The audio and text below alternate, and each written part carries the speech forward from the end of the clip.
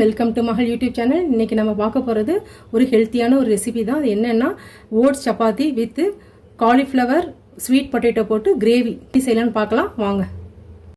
இன்றைக்கி நம்ம ஓட்ஸ் சப்பாத்தி செய்ய போகிறோம். அந்த ஓட்ஸ் சப்பாத்தி செய்கிறதுக்கு நம்ம வந்து ஒரு பவுல் வந்து ஓட்ஸும் ஒரு பவுல் கோதுமை மாவும் எடுத்துருக்கோம்.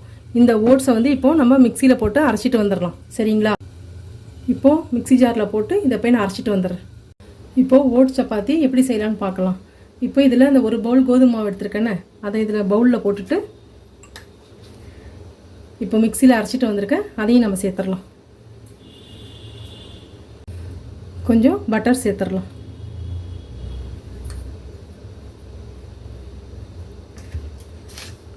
நெக்ஸ்ட்டு தேவையான அளவு சால்ட்டு. இது நல்லா இப்போ மிக்ஸ் பண்ணி விட்டுருங்க.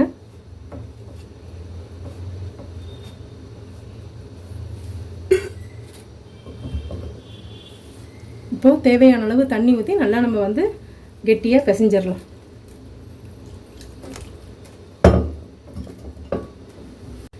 இப்போது நம்ம ஓட்ஸும் கோதுமாவும் போட்டு நல்லா பிசைஞ்சிட்டு வந்தாச்சு. இதில் கொஞ்சோண்டு எண்ணெய் அப்ளை பண்ணிவிட்டு இதை ஒரு 10 மினிட்ஸ் வந்து நம்ம ஊற வச்சிடலாம். சரிங்களா?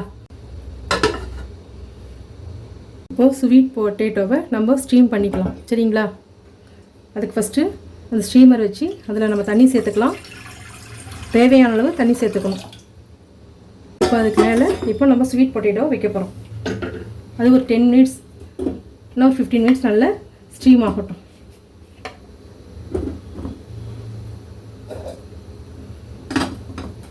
இப்போது காலிஃப்ளவரை நம்ம நல்லா தண்ணி கொதிக்க வச்சுருக்கோம். இது இப்போது தண்ணி நல்லா கொதிக்குது. அதில் கொஞ்சம் கல்லுப்பு போடுறோம்.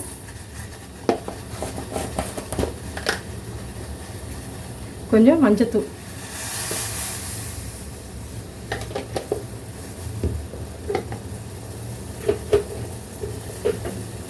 இப்போ இந்த காலிஃப்ளவர் எடுத்து வச்சுருக்க துண்டு துண்டாக அதை வந்து நம்ம அதில் போட்டுடலாம்.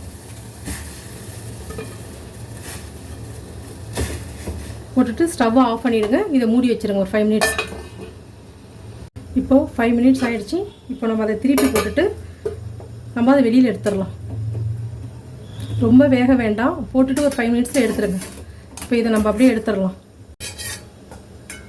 இப்போது இதை எடுத்தாச்சு. இதை வந்து நம்ம இப்போ காய் சீவுறது இருக்குல்ல, இதால் நல்லா நம்ம இப்போ சீவி எடுத்துடலாம்.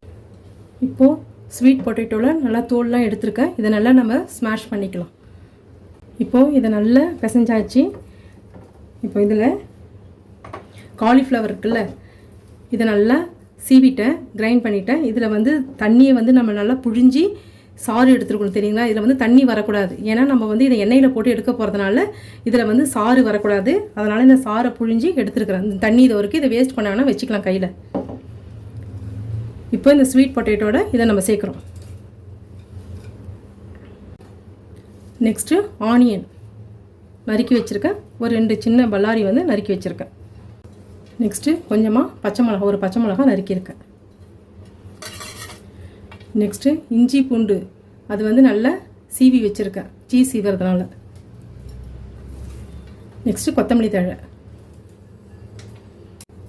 தனி மிளகாத்தூள் 1 ஸ்பூன் சேர்த்துக்கிறேன். வெறும் மிளகாத்தூள் தான், வெறும் மிளகாய் மட்டும் அரைச்சது. கொஞ்சமாக கரம் மசாலா, அந்த உருண்டைக்கு தேவையான அளவு சால்ட்டு. இப்போ இதெல்லாம் சேர்த்துட்டு இதை உருண்டை பிடிக்கிறதுக்காக நம்ம அதில் அடிஷ்னலாக என்ன சேர்க்க போகிறோன்னா 1 ஸ்பூன் பொட்டுக்கடலை மாவு, 1 ஸ்பூன் கார்ன்ஃப்ளவர், 2 ஸ்பூன் அரிசி மாவு,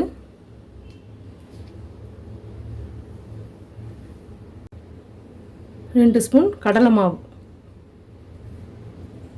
இப்போ இதெல்லாம் போட்டு பிசைஞ்சாதான் நமக்கு உருண்டை வந்து எண்ணெயில் போடும்போது உடையாமல் நல்லா நமக்கு உருண்டை நல்லா திக்காக வரும். சரிங்களா? இப்போ எல்லாத்தையும் சேர்த்து பிசைஞ்சிக்கலாம். நம்ம பிசைஞ்சிட்டு உருண்டை பிடிச்சி வச்சிடலாம். இப்போது இதை நல்லா உருண்டையாக பிடிச்சி வச்சிட்டோம். இதை நம்ம இப்போ எண்ணெயில் போட்டு பொரிக்க போகிறோம். சரிங்களா? இப்போது இந்த உருண்டை உருட்டி வச்சுருக்கோம்ல, அதை பொரிக்கிறதுக்கு இப்போ ஸ்டவ் ஆன் பண்ணிவிட்டு கடாயில் வந்து எண்ணெய் ஊற்றிருக்கேன். இப்போ அது சூடு ஆனோன்னு நம்ம எண்ணெயில் போட்டு பொரிச்சு எடுக்க வேண்டியது தான். இப்போது எண்ணெய் சூடாகிடுச்சு. இப்போ இதை நம்ம போட்டு ஒவ்வொன்றா போட்டுடலாம்.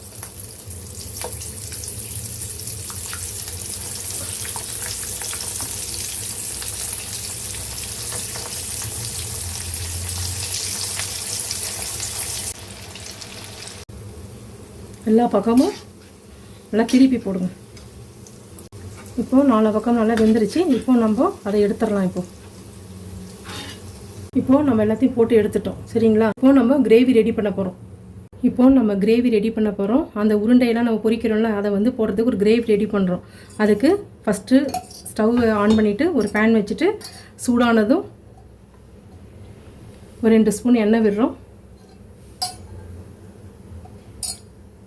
எண்ணெய் சூடாகிடுச்சு.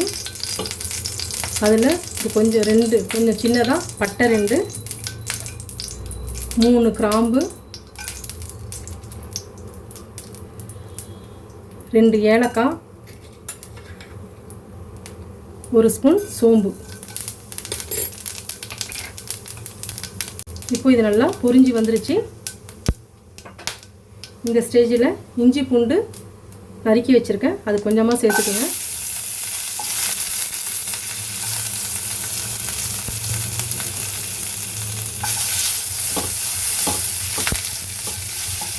நெக்ஸ்ட்டு பச்சை மிளகா காரத்துக்கு தகுந்த மாதிரி. நெக்ஸ்ட்டு தக்காளி.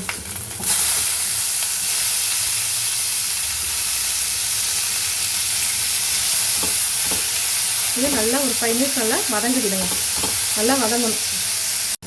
வெங்காயம், பச்சை மிளகாய், இஞ்சி பூண்டு நல்லா வதங்கிடுச்சு. இந்த ஸ்டேஜில் கொஞ்சமாக முந்திரி, சரிங்களா, அதை போட்டுக்கணும். நெக்ஸ்ட்டு கொத்தமல்லி தழை நறுக்கி வச்சுருக்கேன், அதையும் சேர்த்துக்கோங்க. இது நல்லா வதங்கின உடனே நம்ம ஆற வச்சு மிக்சியில் வந்து அரைச்சிட்டு வந்துடணும். இப்போது கிரேவி ரெடி பண்ணுறதுக்கு நம்ம ஸ்டவ் ஆன் பண்ணிவிட்டு ஒரு பேன் வச்சுட்டோம். அதில் கொஞ்சமாக பட்டர் சேர்த்துக்கிறோம். நெக்ஸ்ட்டு ஒரு 2 ஸ்பூன் எண்ணெய். இது நல்லா சூடாகும். பட்டரும் எண்ணெயும் சூடாகிடுச்சு. அதில் ஒரு பிரிஞ்சி இலை, ஒரு அன்னாச்சி முக்கு, 2 கிராம்பு, கொஞ்சோண்டு பட்டை, 2 ஏலக்காய், கொஞ்சம் சோம்பு. நல்லா இது வறுபடணும். நெக்ஸ்ட் இதில் ஆனியன் வச்சுருக்கேன், ஆனியன் சேர்த்துக்கிறேன். நல்லா வதக்கிடுங்க. ஆனியன் வதங்கிறதுக்கு கொஞ்சோண்டு உப்பு சேர்க்குறேன். போட்டு நல்லா கோல்டன் ப்ரௌன் கலர் வரணும். நல்லா வதக்கிப்போம். வெங்காயம் நல்லா வதங்கிடுச்சு. இப்போ அதில் கொஞ்சமாக மஞ்சத்தூள், நெக்ஸ்ட்டு குழம்பு மிளகாத்தூள் ஒரு 1/2 ஸ்பூன், காரத்துக்கு தகுந்த மாதிரி தனி மிளகாத்தூள், கரம் மசாலா கொஞ்சோண்டு. இப்போ எல்லாத்தையும் சேர்த்து வதக்கிடுங்க. பச்சை வாசம் போகிற வரைக்கும் நல்லா வதங்கணும். இப்போது நம்ம காலிஃப்ளவர் வந்து பொரிக்கிறதுக்காக நம்ம புழிஞ்சு வச்சோம்ல, அந்த தண்ணியை வந்து இதில் சேர்த்துக்கிறோம்.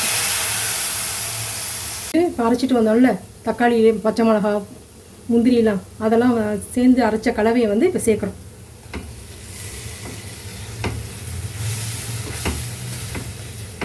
கொஞ்சம் டைம் தான் ஆகும், ஆனால் ரொம்ப டேஸ்ட்டாக இருக்கும். நம்ம ஹோட்டலில் போய் சாப்பிட்றத இங்கேயே நம்ம செஞ்சு சாப்பிட்லாம். இப்போ அதிலே தண்ணி சேர்த்து கலக்கி அதில் விடுறோம்.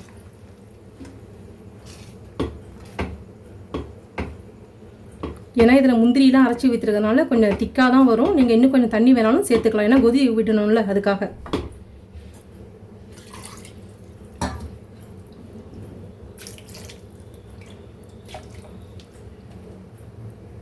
இப்போ நல்லா கலக்கி விட்டுட்டு உப்புலாம் இருக்கான்னு சொல்லிட்டு டேஸ்ட் பண்ணிக்கோங்க. ஒரு கொதி நல்லா வரட்டும். இப்போ நல்லா கொதி வருது. இந்த ஸ்டேஜில் நம்ம கொத்தமல்லி தழையை நறுக்கி வச்சுருக்கிறத தூவிக்கலாம்.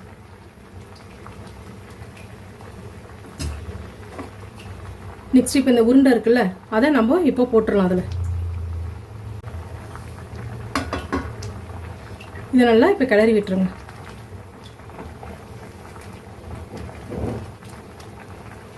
அவ்வளோதான், ரொம்ப டேஸ்ட்டாக இருக்கும். நீங்களும் வீட்டில் ட்ரை பண்ணி பாருங்கள். இந்த கொஞ்ச நேரம் ஒரு 5 மினிட்ஸ் சிம்மில் வச்சிடலாம். இப்போது நல்லா இந்த கன்சிஸ்டன்சிக்கு வந்த உடனே ஸ்டவ்வை ஆஃப் பண்ணிவிடுங்க. அவ்வளோதான். அதான் ஊற்றி சாப்பிட்றதுக்கு நமக்கு கரெக்டாக இருக்கும். தோசை, இட்லி, பூரி, நான், சப்பாத்தி எல்லாத்துக்குமே நம்ம தொட்டு சாப்பிட்லாம். இன்றைக்கி நம்ம வந்து ஓட்ஸ் சப்பாத்திக்கு இதை நம்ம தொட்டு சாப்பிட போகிறோம் சைட் டிஷ்ஷாக. தோசைக்கல் வச்சாச்சு. அதில் கொஞ்சோண்டு எண்ணெய் விட்டுட்டு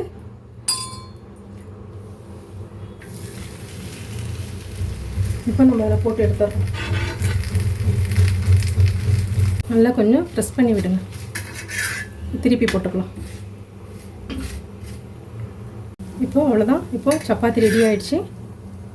இப்போது ஓட்ஸ் சப்பாத்தி ரெடி ஆகிடுச்சு. அந்த ஓட்ஸ் சப்பாத்திக்கு நல்ல சுவையான காலிஃப்ளவர் ஸ்வீட் பொட்டேட்டோ வச்சு கிரேவி பண்ணியிருக்கோம். சரிங்களா? ரொம்ப டேஸ்ட்டாக இருக்கும். நீங்களும் ட்ரை பண்ணி பாருங்கள். உங்களுக்கு பிடிச்சிருந்தா லைக் பண்ணுங்கள், ஷேர் பண்ணுங்கள், சப்ஸ்கிரைப் பண்ணுங்கள். தேங்க்யூ.